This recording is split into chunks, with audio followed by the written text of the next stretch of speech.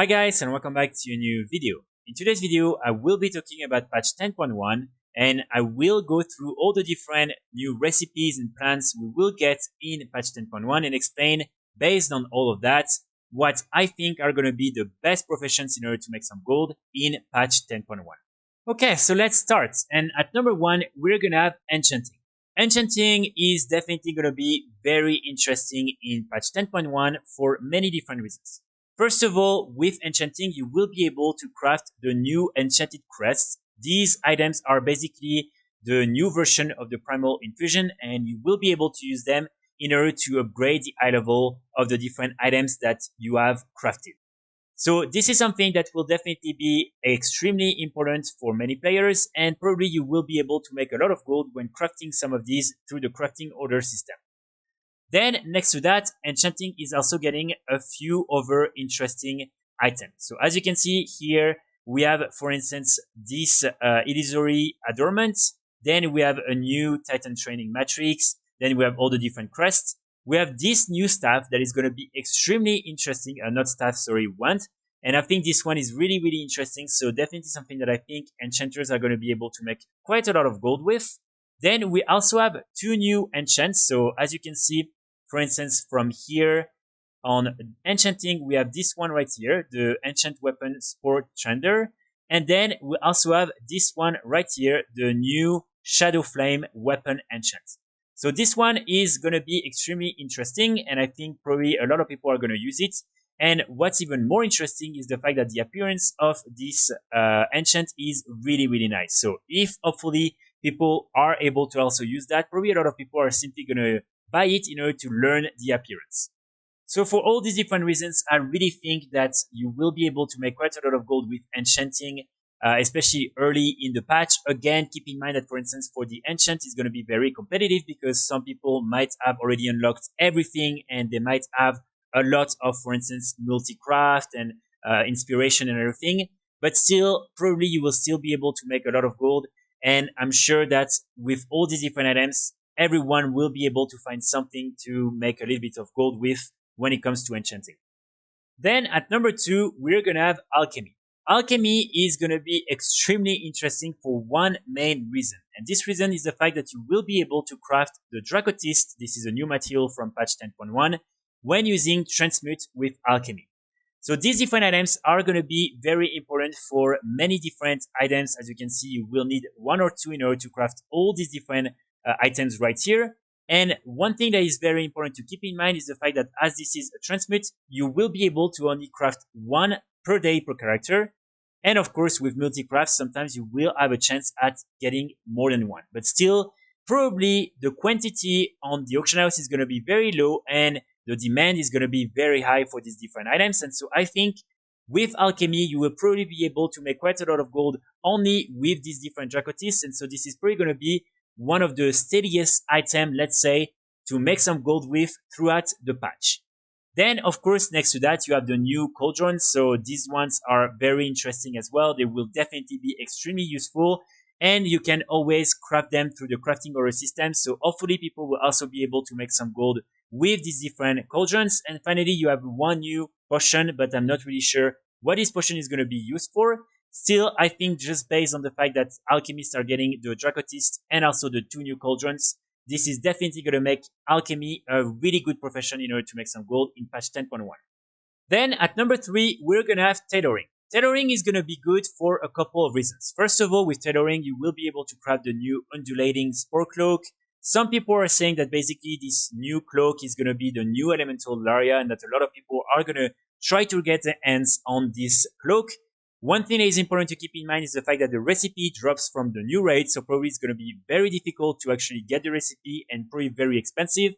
But for those of you who will manage to get your hands on this recipe, probably you will be able to make a lot of gold through the crafting order system just by crafting this new cloak. Next to that, there is a new optional crafting regent with tailoring. It's not the best one, but still something that probably a lot of people are going to use. And then we have this banner, one toy, and also a bandage. And finally, with tailoring, we're also getting all the new obsidian combatants items. So these are all the green PvP items that you can craft. These items will have an eye level of 375 instead of 330 for the first version, the Crimson Combatant's Gear. And what's extremely interesting with tailoring is the fact that you can craft the cloak, and the cloak is definitely one of the best items you can craft. So probably if you manage to get your hands on the green cloak as well, you will probably be able to make a lot of gold with tailoring. Then after that, at number 4, we're gonna have Jewelcrafting. Jewelcrafting has been a really good profession since the beginning of Dragonflight, especially with the elemental area and some of the green BOEs you can craft for PvP.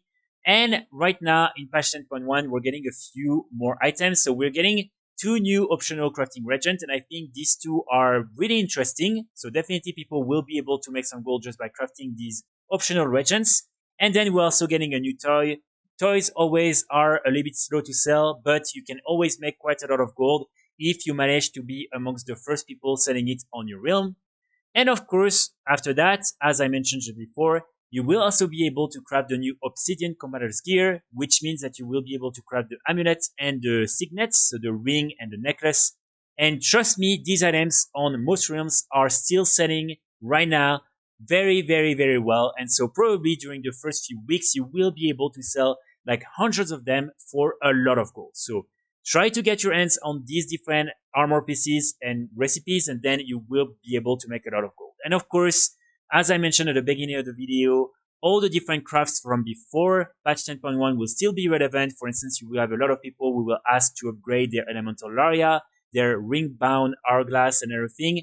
And so you will probably be able to still make a lot of gold simply by recrafting all these different items. Then after that, at number 5, we're gonna have Leatherworking. With Leatherworking, we're getting a few more items as well. First of all, we have these 2 new armor patch and armor kits. So this one is really going to be interesting and you can sell it directly on the auction house. And then you also have this new optional crafting regent that is also going to be really, really nice. So with these 2 items, people will be able to make already quite a lot of gold. Then Leatherworking is also getting 2 new armor pieces. So this is always something that you can make quite a lot of gold with, especially if these items end up being very, very OP for many different classes. After that, of course, as I mentioned, with Leatherworking, you will be able to craft the full mail and leather sets for the Obsidian Combatant's Gear. So you will be able, most likely, to make a lot of gold just by crafting all these green items. And finally, of course, you will also be able to upgrade all the different items you crafted before that in the first patch of Dragonflight. And so probably Leatherworkers are going to have a lot of work through the crafting order system. Then after that, we have at number 6, Blacksmithing. So with Blacksmithing, we're also getting a couple of new items. So first of all, we have this new Shadowed Belt clasp. So I think this one is definitely going to be something that a lot of people are going to use. Then we have this new Heat Resistant Rescue Ring. This is just like an item that can be interesting, but nothing really major here. Then we have the new Shadowed Alloy. This one is definitely going to be great because a lot of people are going to need these different crafting regents in order to craft a lot of new items in patch 10.1. And then we have 2 new weapons. We have 1 shield and 1 mace. So this is also really good for blacksmithing because you will be able to craft these new items and probably get quite a lot of orders through the crafting order system. Then, as always, with Blacksmithing, you will be able to craft the plate set for the Obsidian Combatant's Gear, which is also going to be really good. And finally, you have all the previous items from the first patch of Dragonflight that will also still be relevant. Then, at number 7, we're going to have Mining and Herbalism. These 2 professions are going to be extremely interesting, especially during the first few days and first few weeks of patch 10.1. And the one thing that makes these professions really good is the fact that you will be able to get the new Zarlek glow spores. These are some new crafting regents that will be very important for most of the craft throughout all the different professions in patch 10.1. One thing that is important to mention is the fact that if you manage to play on a character that has both mining and herbalism, you will be able to get even more of these glow spores. Because basically, in order to get the glow spores, you need to find either some metamorphic nodes in the cavern, or you need to find some lambet herbs.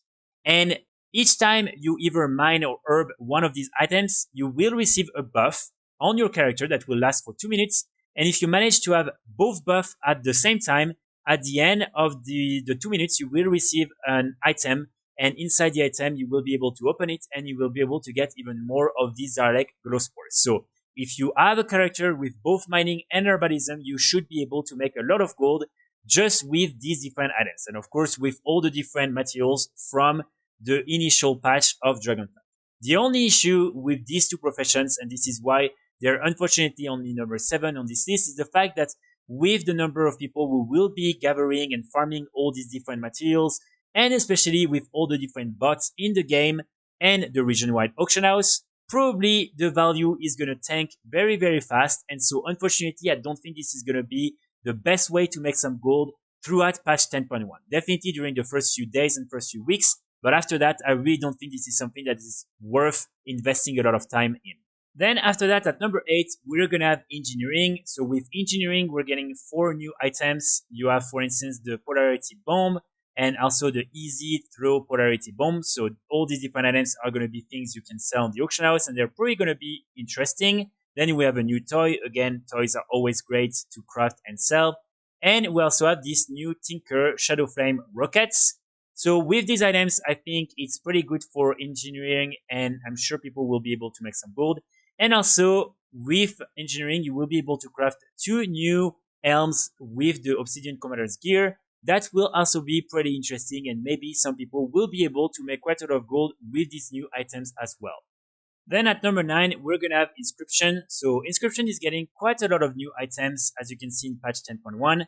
First of all, of course, we have the new Ventus Rune and the new contract for the new reputation. So these 2 items are really interesting, but again, the value is going to tank really, really fast. So definitely something that you will be able to make some gold during the first few weeks, but not really after that.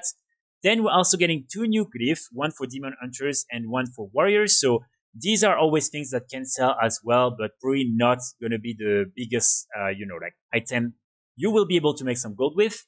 Then we also have like some of the new customization option for your dragon riding mount. So these ones are always interesting, but again, it's not with these items that you're going to make millions of gold. We also have one new Easing rune that I think this one is actually going to be really good, even though again, very competitive, because this is something you can sell on the auction house. And finally, of course, with Inscription, you will be able to craft the 4 different trinkets for the Obsidian Commander's gear, which are also really, really good. So overall, I would say Inscription is getting some new additions, but nothing too crazy. Then at number 10, we're going to have Cooking. With Cooking, we're getting 2 new items in patch 10.1, the Rocks on the Rocks and the Charitable Cheddar. I'm not sure exactly what these items are going to be used for, but maybe they will become interesting.